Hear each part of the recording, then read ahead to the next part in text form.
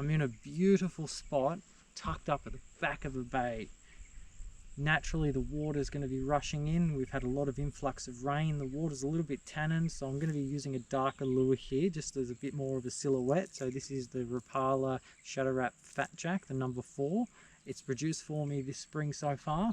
The fishing is tough. We've had false springs, so basically spring has hit for a little bit then stopped. We've had a cold front move in, we've had high winds, we've had lots of water influx with rain, and we've had some cold nights which have been approaching the 0-degree mark for consecutive days, so pretty much light frost. So not a good thing to get those golden perch really fired up.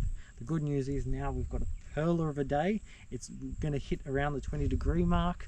It's nice still here. I've picked a corner which obviously is radiating the heat, so it started about 15 degrees this morning. Now it's 15.8, and we've got pretty much like a little cauldron here. So we've got, you know, some rock shards coming down, a bit of clay on the bank. So that's the type of area that's going to hold the heat, particularly when the sun's radiating down through here. So I'm going to work all the way down the back here, tight up into this little gully, and I'm going to try and get a golden or two. And the first port of call for me is going to be using a shallow diver, and this is a suspending lure too, so the fish may be very spooky still, so I'm going to try and keep that lure in their face as well. So if fish is following, I'll stop it, give it a couple of jerks and twitches, and then hopefully entice that fish. I've got other lures tied on, so I've got my blades, traditional style metal blades, and I've also got some lipless crankbaits with rattles, and some soft bites as well. So I've got the gambit to throw at these fish. Let's just hope we can get a couple fish into action here. But essentially it's just the lay of the land as I described. I'm searching for that warmer water, so that's the ultimate key here. But also we have a bit of shadow coming into this bay here too, so the fish could be ambushing the little redfin fry that have pretty much have been bred up during spring, so they'll be naturally going towards the edges of the dam around that structure, and hopefully those fish will be there in wait. So those golden perch, and having that transition from light to dark is a good help, but the biggest factor at the moment is that water temperature. So more inclined to be casting in and around that sun and bring it through those shadows, because shadows are a great cover no matter where you're fishing, salt, fresh water, whatever. So let's just work our way down here into the flow as well, all the way down the back as close as we can get, because obviously there's going to be food burrowing in there, some worms, some beetles, some insects, that sort of stuff. And hopefully, with the nature of this lure that I'm choosing as my first option, coming in from the top, those golden perch with the eyes at the top of their head will naturally be looking up if they're sitting anywhere near the bottom. So trying to get a fish to come up, a reaction bite, just to imitate those, you know, that food coming in and that sort of stuff. So really trying to put the pieces together, and that's what it's all about when we're talking about lure fishing. Casting in artificial bait at a fish and parting action on it. So it's the ultimate hunt in my opinion when you're talking about being on the water. Oh, there's a very nice fish. It's directly under the boat though. I've got that blade ready to go. I'm dropping that down. It was directly under the boat. There was a golden perch, no doubt. And if we're fishing a little bit deeper, I would be inclined to sit on a spot and work an area, but it is shallow, so those fish are going to be moving through. Oh, there's the fish. My lure right next to my lure. There it is. It's just swum straight past, hasn't even really taken a liking. But the good news is I'm starting to see what I was anticipating. So now I need to put that mental picture in my head of what that fish was doing, sitting close to the bottom, so I can work out a pattern. If I see multiple occasions of that, then I'm going to focus on getting my lure to the bottom. But One's not a pattern people, two's a pattern and more. So I'm just going to be keeping my options open here, and that's what it's all about, to find out what the fish want. Obviously this particular fish didn't want anything to do with my blade. It's the Stormultrablade, 10 grammer, a classic gold colour with an orange belly. Really good for golden perch.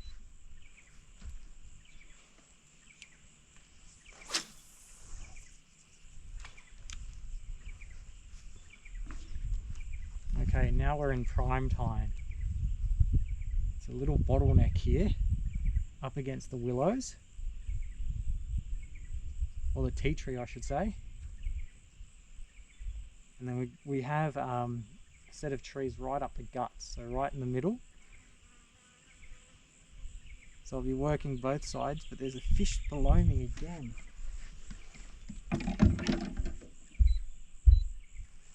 Not that big, but he's moving up around under the boat. So my lure's heading straight down to where it was. It's on it. Oh, it had a swipe. Look, look, look, look, look, look.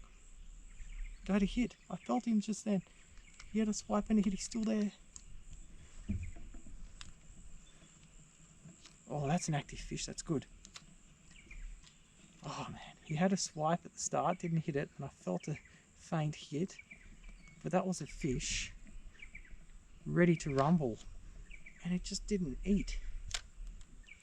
Oh, got him now, got him now. He took it on the drop. He's in the sticks. I can feel the sticks. He's in there. Oh man, get out from there. He's out. It's not that big. It's not that big. It's a little fella. I told you it didn't look big. Oh man. Oh, that's what we're talking about. Check out that beautiful baby golden perch. It's more like a grey perch, isn't it? It's really dark being up in this dirty water right at the back of the bay, caught on the Stormultrablade in that classic gold colour. I mentioned it's really good for golden perch, and it's got a little orange belly.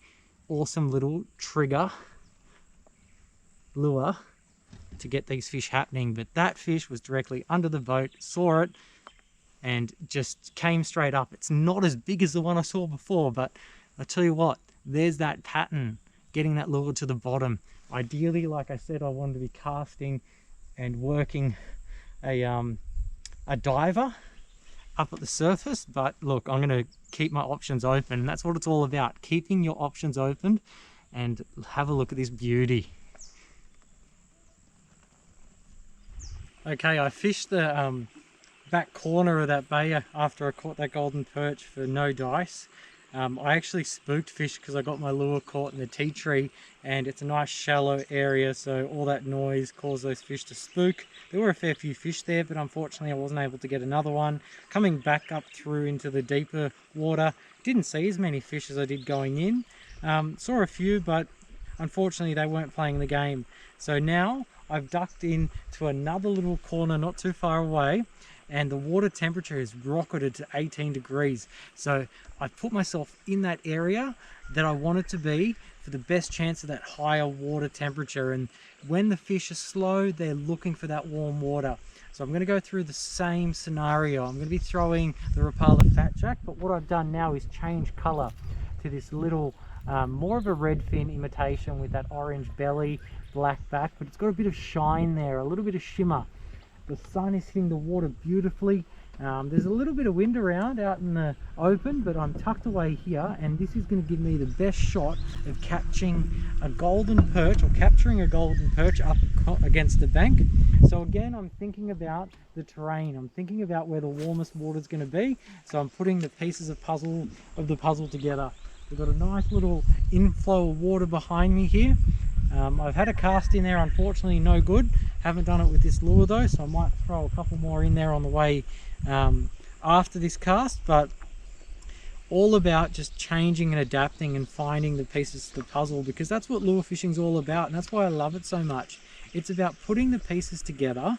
It's about thinking about the lay of the land, thinking about the water, thinking about the conditions. Is it windy? Is it sunny? Where's that heat going to radiate? in little pockets like this where you've got a little bit of shale of rock and you've got a little bit of a clay bank, that temperature is going to skyrocket. So those fish are naturally going to be searching for that warmer water.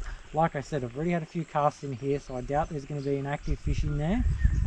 So we're going to continue around in this bay. Even out in the windy stuff, the water's going to still be a lot warmer than it has been over the last couple weeks. So that false sense of spring that we had, this is now the rebirth of spring. So this is like our second or even our third spring in the last probably month. So hopefully now these bigger fish are going to start to come on the chew. Although I've won today, I've caught a golden perch. It wasn't huge, but it was golden perch. That's what we're here for. So whether that's the last fish for the day, whether that's the first fish for the day, it's all about coming out here and hunting down these fish and thinking like a fish. That's what it's ultimately about. Yeah, I like to think of this form of fishing as a form of hunting. Instead of you there with a gun shooting an animal, what you're doing is you're getting the fish to shoot themselves. You're throwing out an artificial bait, parting action on that bait, and you're trying to trick that fish into actually eating, so therefore shooting itself. Not saying that we're going to be killing every fish we catch. The native fish, as you know, go back. But just that in essence is what it's all about for me. Putting the pieces together, hunting those fish down, working out a pattern, and that's what it comes down to when we're talking about casual anglers, or casual danglers as we call them, and successful anglers, is that mindset of going through the motions, putting stuff in the memory bank, and obviously trying to find that pattern that's going to put more fish in the boat. And who knows, hopefully a couple of these tips will help your fishing, and more specifically around the season changes, because when the seasons do change, you really have to think about what the fish might be doing, because in all honesty, I'm more comfortable going out catching golden perch in the dead of winter than at the start of spring, when they're in this mode of they just don't know what's going on and the water's not warming up to their liking, and they're just in that really 50-50 state. So once that switch flicks, complete different story. But I also love the hunt. I love working it out. Once you work it out, that's when you get the smiles.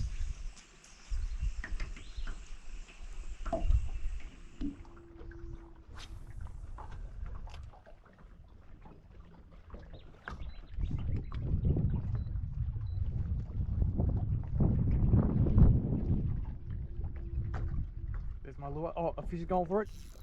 Oh, I got a hit. The Yellowbelly hit it 100%. 100%. Missed him. Missed it. Oh, my fat jack. Try again.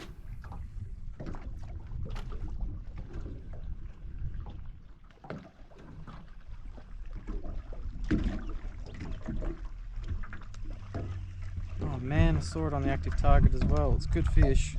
Saw it come up and hit the lure. It was straight away, as soon as it went past it, straight up. Sitting in 2 meters of water from the surface. The water is 8 meters deep. Crazy. There's one. There's one out there.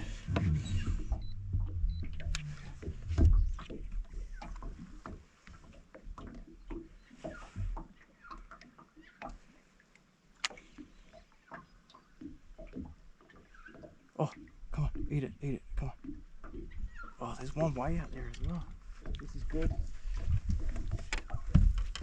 Okay, shadow wrap fat jack. There's 2 yellows out there. Shadow wrap's coming past them. Come on, eat. Eat.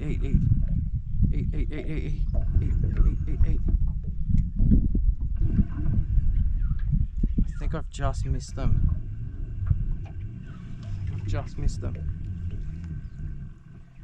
Here they are.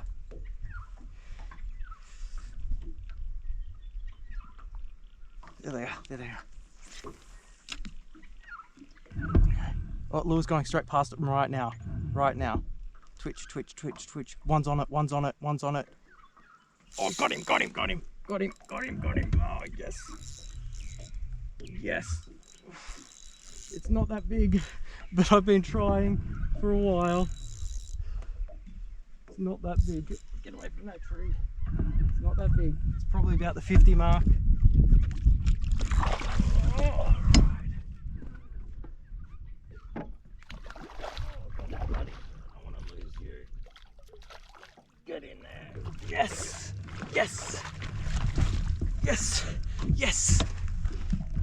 The Rapalafatjack does it again. Look at that nice gold shine.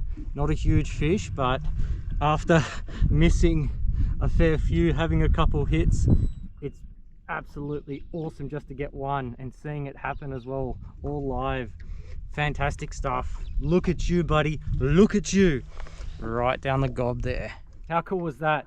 So it was a tough day all round. Only 2 fish in the boat. It started off with promise. Warm water. So officially spring has sprung from the false springs that we've had. So we saw the water temperature coming up. We saw the fish moving early on in the morning. I had my hopes up, but unfortunately I could only get that one little one, that one little grey looking golden, but persevered, changed areas, moved spots, and changed a bit of tactics. So I went from the edge out to the open, literally from one extreme to the other, the shallows to the open water, 8 meters in depth, and the fish was sitting up in a couple meters of that water column. And throwing out the Rapalafatjack, I was able to hook up quickly and lose one, and then I lost one just throwing out a blade, bringing it in, dropped it, and then I had countless follows and, you know, excitement galore. This was towards the end of the day, so this was like some 4, 5, 6 hours after